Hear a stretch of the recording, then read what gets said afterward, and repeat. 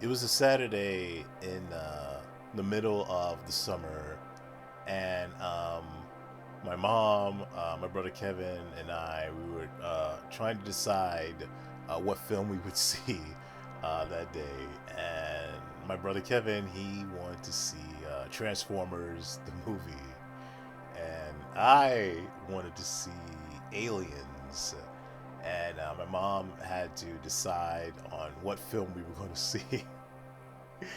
And in the end, I was surprised that my mom actually agreed with me, and we saw Aliens that day.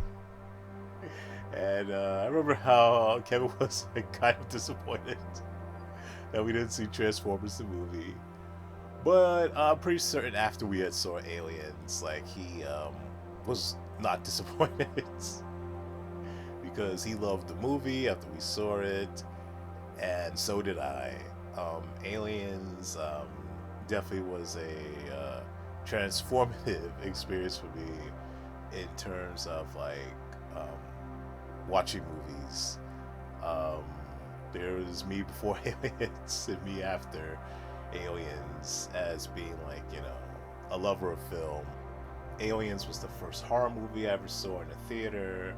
Aliens was also the first um, modern horror film, at least at that time, that I ever saw. Because all the horror films I'd seen at that point, they were like old movies, like Universal movies, RKO movies, Hammer films. Like, I don't remember seeing any modern horror films at that point. It was just all like old stuff that was like safe to watch for kids. And Aliens wasn't that. Aliens scared the shit out of me when I saw it. It is the first and only movie that I saw where I closed my eyes. Um, Watching it, like the most horrific stuff. Um, it was just like, I don't know. It was really exhilarating, ultra intense ride. Like, I had no way to prepare for Aliens. I thought Aliens were just gonna be this horror movie, and like I didn't have any fear going into Aliens. Like I did have like, even though I didn't see any modern horror films at that point. Like, I remember horror films a day in which I I wanted to see, but at the same time, it was like dreading seeing them, like Return of the Living Dead. I really wanted to see that film, but I also at the same time was dreading seeing it because of the Tar Man.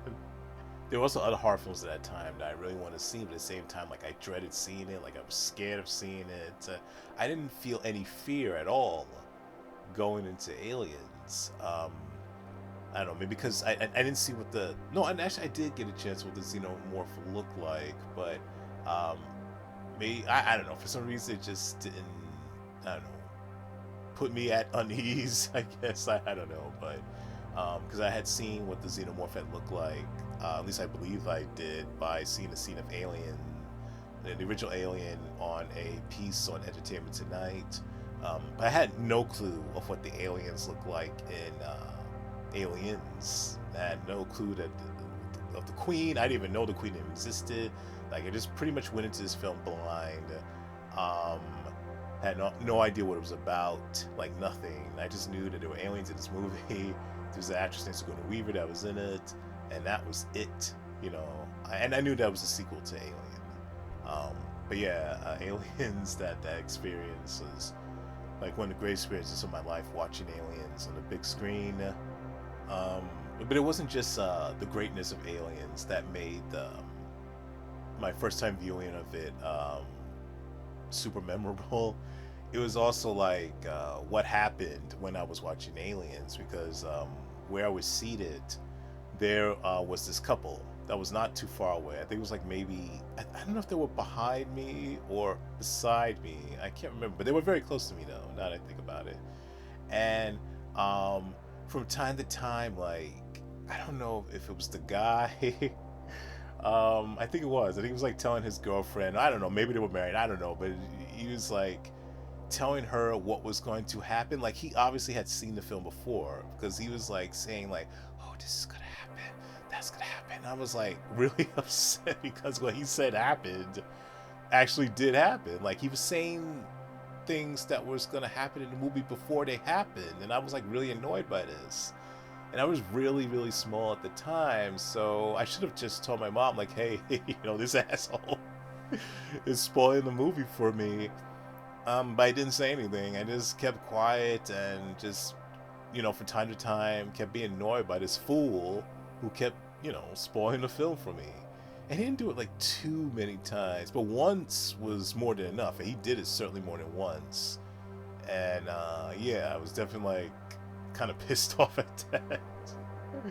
But ultimately though, it didn't ruin my experience. Aliens was just too grand, was just too great for pretty much anything to ruin that first time experience. Yeah, and I also remember like, also just like after we saw Aliens, like walking outside, like exiting the theater in the lobby floor, and seeing like a cutout, a huge cutout for what would be one of my favorite films of all time, and that was for David Cronenberg's The Fly. And I remember there was this huge cardboard cutout, I think of the teleporter machine in the film, and I'm like, holy shit! Like they're remaking this movie, because I just found out about The Fly that year because I had gotten a book from the school library about old horror films, and The Fly was one of the films in this book, and it fascinated me to this movie about a man that turned into a fly. I hadn't seen The Fly at that point, the original Fly, but I knew about his existence, and then seeing this at the time like brand new remake and just this captivating image of like this teleporter that looks something like a beehive actually, when you think about it, of what typically like a beehive is supposed to like traditionally look like. And yeah, I'm like, I gotta see that movie. But anyway, like it was just like an incredible time, like watching Aliens. And I think we even went to Central Park that day. I'm not too sure, but we had taken pictures of it. But unfortunately, the pictures from that day, like the film, a couple weeks later got destroyed. Somehow the camera was opened while the film was inside the camera, and it was exposed to light, and the pictures were destroyed. And like that's like one of the sucky moments. I would have loved to have images from that day, from that amazing day of seeing one of the greatest films ever made, one of the greatest sequels ever made. But alas, after watching Aliens, I was just instantly like super obsessed with the movie. I mean, very few films I've seen in my life I had developed the same type of like extraordinary obsession I had as with that I had with Aliens. I remember like I got this big like drawing pad, and the very first thing I drew in it was aliens. At least what I thought what the aliens look like. Like these things look nothing like the aliens in the film. I still try my best to like draw them, and I don't know if I was drawing me as like one of the soldiers battling the aliens or something. I didn't draw Ripley though. But yeah, like it was this image. I remember like it was yesterday, like being on the floor with this drawing pad that seemed to be almost as big as me, and just drawing in it. And like yeah, I was like just anything Sigourney Weaver was in, I would try to watch it. An interview that she did, I would try to watch it or read it. Yeah, just like anything that was aliens, like I don't know. Like I remember once, like in school, like this one kid who bullied me.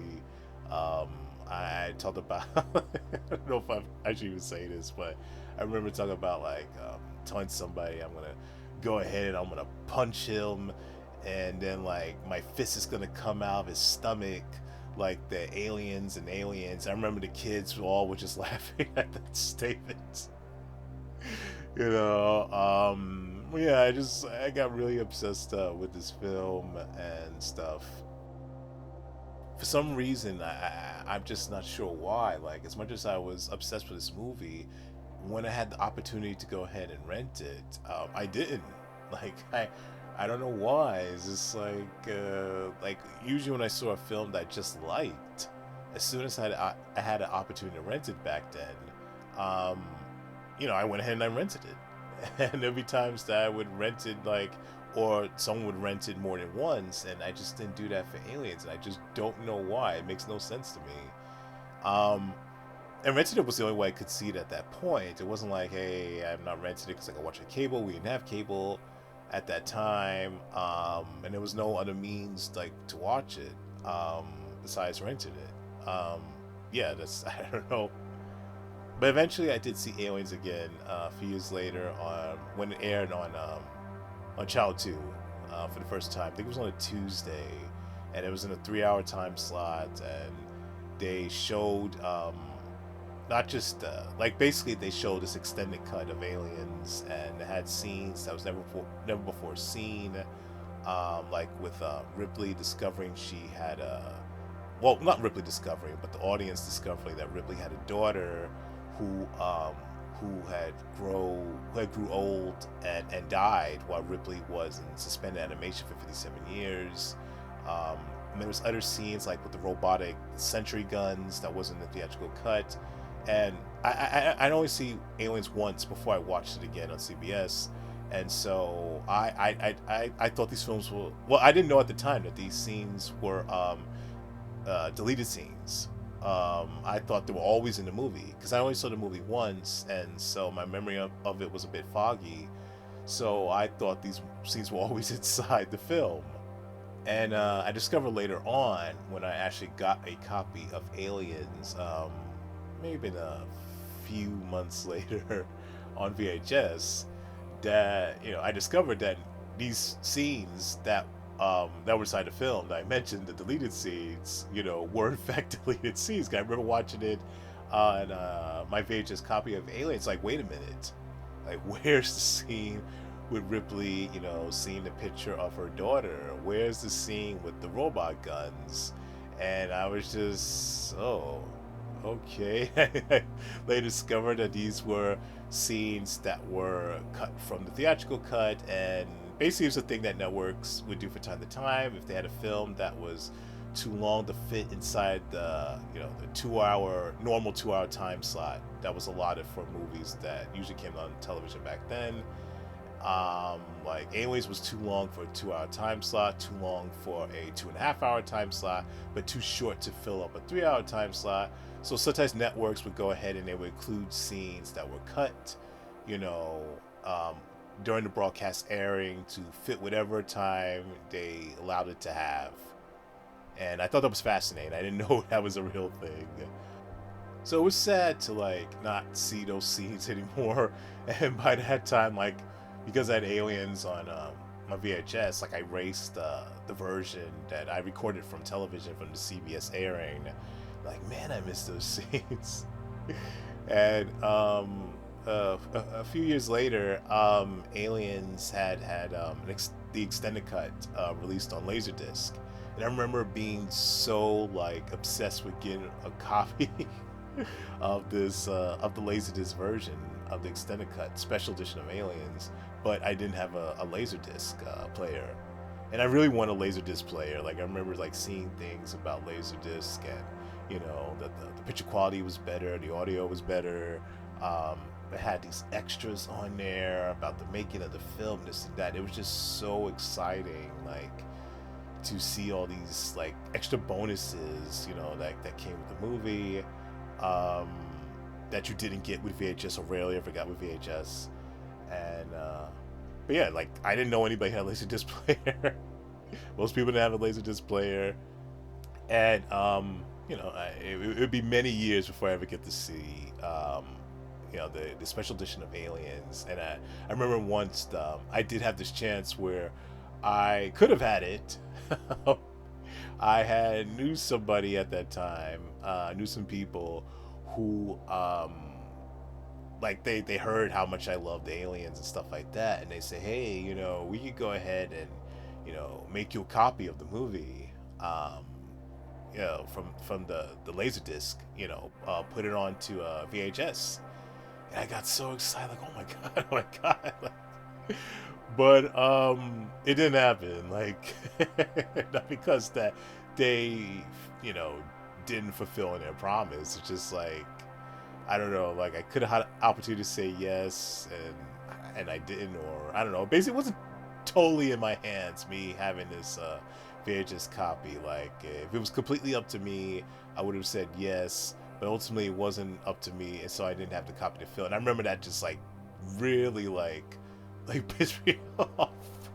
That it really deeply upset me. Like I could have finally had a copy of this film because at the time, this is around like when Alien 3 came out, and there was this book from Dark Horse Comics called Aliens Newt's Tale. And by this point, I had known a lot more about the deleted scenes from Aliens, and there was this scene that the scene where we're seeing how the basically Newt's parents, her brother, and how they come across the ship from the original Alien, the derelict ship where the chamber was and the space jockey, and their parents and the brothers ultimately get face hugged, and yeah, so Newt's Tale was like expansion of that scene, and so it was a comic book like adaptation. But yeah, like I was really fascinated to see more stuff from Alien, stuff I've never seen before, scenes I've never seen before, and I thought my opportunity was blown, like like forever. Like, oh no, this is my last chance and stuff like that to ever to see these deleted scenes, and the best I could do is like read, Aliens Newt's Tale, to see this deleted stuff, which Newt's Tale again was like an expansion of those scenes. Like the stuff that's inside Newt's Tale was not inside the movie. How the aliens actually took over um, LV 426. Like I think it was called Haley's Hope. That colony, that complex. Um, and for years I thought that the deleted scenes actually showed that stuff. So I remember when I finally did get a chance to see the special edition of Aliens on DVD, and I was super excited. Like, yes, finally! After like at that point, it was like, shit, nearly 10 years. Um, when I found out about these other scenes, and I thought, oh yes, now I'm finally gonna see how these aliens take over. Haley's Hope, the complex, and it wasn't in there. And I remember being like bitterly disappointed. Like, yeah, they showed this stuff with like how that was inside Newt's Tale with the father getting face hugged. Um, yeah, they showed the scene where the Newt's parents came across the derelict spaceship from the first Alien, and how the father came out of that ship and he was face hugged. They showed that scene, which was replicated in the comic, but all the stuff for the aliens, taking over the facility, Hadley's Hope, like that was not in there, and I was expecting that, even though in hindsight I didn't read anything that said that those scenes were actually in the movie with the aliens taking over. I believed that there was in that, and yeah, like when I first watched the special edition, I was like, I thought it was fantastic, but at the same time, it's also like, just deflated because it wasn't in there. But yeah, the special edition of Aliens is fantastic. It's my preferred way to watch Aliens. I still love the theatrical cut of Aliens, and I can see why some people prefer that to the special edition. But to me, like the special edition is like the perfect representation of that story. Like I can't imagine watching Aliens without seeing the scene with Ripley finding out about the whereabouts of her daughter and how heartbreaking it is. And it definitely gives more depth. Knowing that Ripley had a daughter before and lost her, it gives it more depth with the relationship between her and Newt later on. It gives like, the urgency's still there with her trying to rescue Newt. One thing about Aliens is like, in the theatrical cut, like there's so many aliens, like and you just wonder like how like all these aliens didn't just come and try to attack them during like I guess the down moments, like try to attack the colonial marines. If there were so many of them, why did they just after the attack in the hive, it seemed like they pretty much just stopped trying to attack them until like the climactic scenes between the colonial marines and aliens, and the special edition shows that the aliens did try to keep on trying to attack the marines, but the marines were able to whittle their numbers down with the robot sentry guns. That just makes more sense. And just other just little extra scenes that I think just adds more layers to the film, more complexity, more depth. Um, like, to me, like, once you watch the special edition, like, you can't go back to theatrical cut. Yes, the theatrical cut, like, the pacing is faster and all that.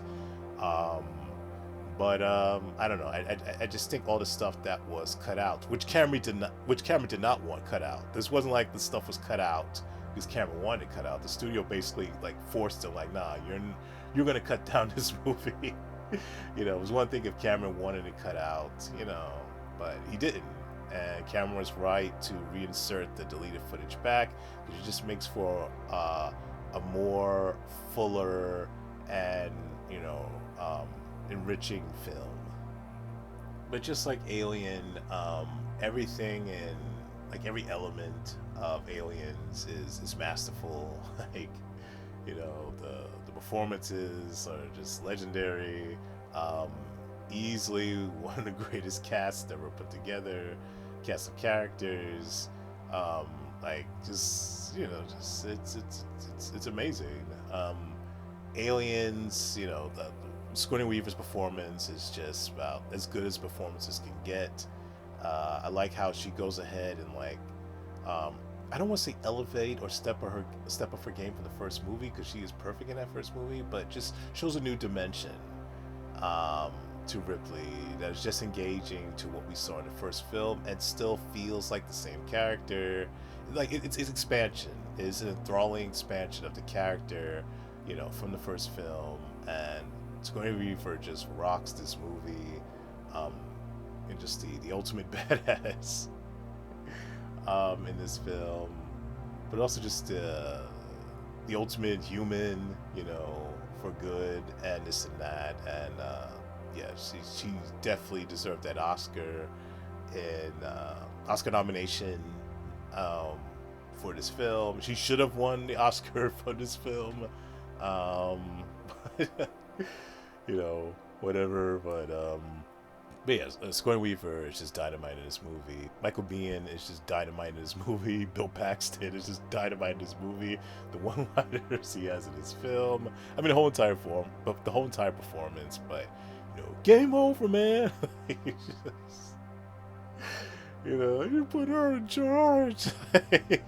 Just, I don't know, like he's just he's spectacular in this movie. Bill Paxton, rest in power, and Lance Henriksen, Jeanette Goldstein, Paul Reiser, Carrie Henn, Rico Ross, Mark Ralston, I think. I don't know, just everyone in this movie is I don't know. It's everyone in this movie is amazing. Everyone is just amazing. The special effects by Stan Winston is just. This is the first film I ever saw with the work by Stan Winston, and it is just it's phenomenal. Like the work he did in this film, and others who have contributed to this film, the work is just. It's classic. It's classic stuff that still holds up amazingly to this day, particularly that alien queen, the queen alien. Oh my god, it still looks real. Like, it still looks real. I don't see any, like just false spots. Like, I don't know, just it just looked like they created, like, it looked like an actual, big alien like creature.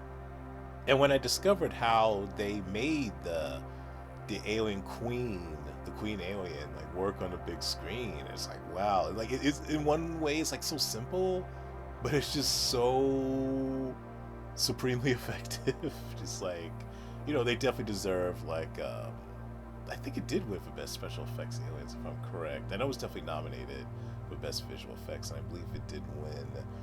But yeah, it's just all-time great work.